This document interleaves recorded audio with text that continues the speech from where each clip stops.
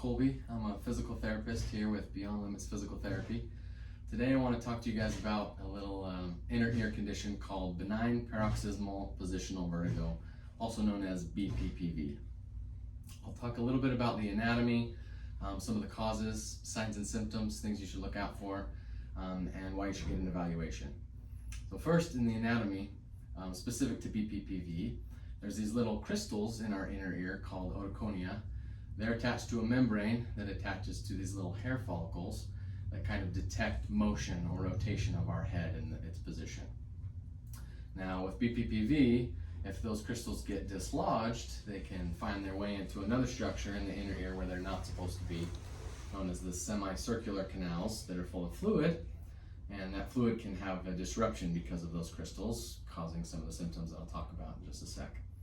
Some of the causes that may happen with BPPV is trauma to the head or the neck, whether that's a sports injury, a car crash, or even a fall. Sometimes it happens with normal aging, and sometimes that happens with, you just kind of wake up with this thing out of the blue. We've had patients like that as well. In terms of the signs and symptoms, things that you should look out for, most commonly, you'll have some dizziness or vertigo, a sensation of a spinning or moving of the room around you when you're not actually moving. Other patients have sometimes have a complaint of headaches, nausea, sometimes vomiting, depending on the severity. Now, it's important to get an evaluation to make sure that it is BPPV and rule out other things. Typically, we have patients that come in that have some sort of medical treatment like meclizine or dramamine that just kind of dull the symptoms, but don't treat the underlying cause. Lucky for you, for physical therapy, we can both diagnose, treat, and make sure that you can get back up on your feet.